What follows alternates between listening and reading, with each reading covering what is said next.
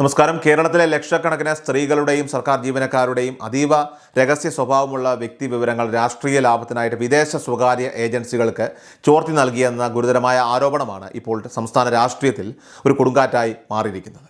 മുഖ്യമന്ത്രി പിണറായി വിജയന്റെ നേരിട്ടുള്ള നിയന്ത്രണത്തിലുള്ള ഓഫീസാണ് ഈ ഡാറ്റാ മോഷണത്തിന് പിന്നിലെന്ന് മുൻ പ്രതിപക്ഷ നേതാവ് രമേശ് ചെന്നിത്തലയും ആരോപിക്കുന്നുണ്ട്. മുൻപ് സ്പ്രിംഗ്ലർ വിവാദത്തിൽ കണ്ടതിന് സമാനമായ രീതിയിൽ ജനങ്ങളുടെ സ്വകാര്യതയെ പണയപ്പെടുത്തിക്കൊണ്ട് വരാനിരിക്കുന്ന തെരഞ്ഞെടുപ്പ് ലക്ഷ്യമിട്ടുള്ള വലിയൊരു ഗൂഢാലോചനയാണ് ഇവിടെ നടന്നിരിക്കുന്നത്. ഈ വിവരങ്ങൾ ചോർന്നതുവഴി സാധാരണക്കാരായ ജനങ്ങളുടെ സുരക്ഷ വലിയ ഭീഷണിയിലായിരിക്കുകയാണെന്നും ഇതിന് ഉത്തരവാദിയായ മുഖ്യമന്ത്രി പദവി ഒഴിഞ്ഞ് അന്വേഷണം നേരിടണമെന്നും ചെന്നിത്തല ആവശ്യപ്പെട്ടു. സർക്കാർ നടപ്പിലാക്കിയ സ്ത്രീ സുരക്ഷാ പദ്ധതികളുടെ പേരിൽ ശേഖരിച്ച വിവരങ്ങളാണ് ഇപ്പോൾ വ്യാപകമായിട്ട് ദുരുപയോഗം ചെയ്യപ്പെട്ടിരിക്കുന്നത്.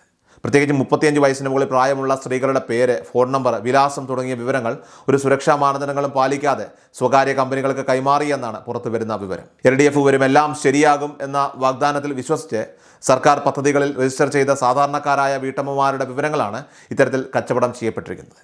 IT വകുപ്പിന് കീഴിൽ 10ഓളം സ്വകാര്യ ഏജൻസികളെ എംപാനൽ ചെയ്തുകൊണ്ട് സർക്കാർ ഇറക്കിയ ഉത്തരവ് ഈ വിവരങ്ങൾ ചോർത്തുന്നതിന് വേണ്ടിയുള്ള മുൻകൂട്ടിയുള്ള നീക്കമായിരുന്നുവെന്ന് പ്രതിപക്ഷം ആരോപിക്കുന്നു. മുഖ്യമന്ത്രിയുടെ officer on special duty Sriram Sambasivarao ഫെബ്രുവരി 7 അയച്ച കത്താണ് ഈ അഴിമതിയുടെ പ്രധാന തെളിവായിട്ട് രമേശ് ചെന്നിത്തല ഉയർത്തിക്കാട്ടുന്നത്. IT വകുപ്പിലെ ഉന്നത ഉദ്യോഗസ്ഥർ മുഖേന ഈ വിവരങ്ങൾ സ്വകാര്യ ഏജൻസികൾക്ക് കൈമാറാൻ നിർദ്ദേശം നൽകിയത് മുഖ്യമന്ത്രിയുടെ ഓഫീസിൽ നിന്നാണെന്ന് ഈ വിവരങ്ങൾ വ്യക്തമാക്കുന്നു.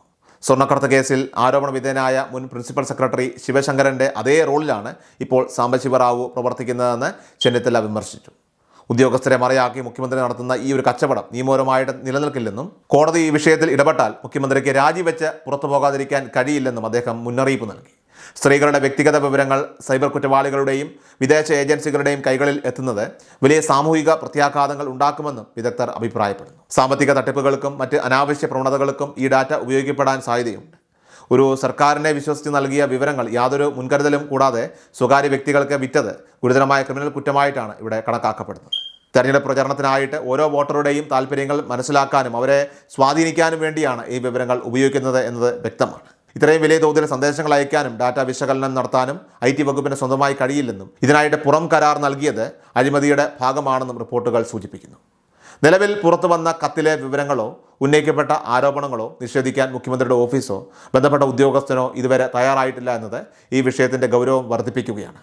സർക്കാർ മെഷീനറിയെ രാഷ്ട്രീയ ആവശ്യങ്ങൾക്കായിട്ട് ദുരുപയോഗം ചെയ്യുന്നത് അത് ജനാധിപത്യ വിരുദ്ധമാണെന്ന വികാരം പൊതുസമൂഹത്തിൽ ശക്തമാണ്.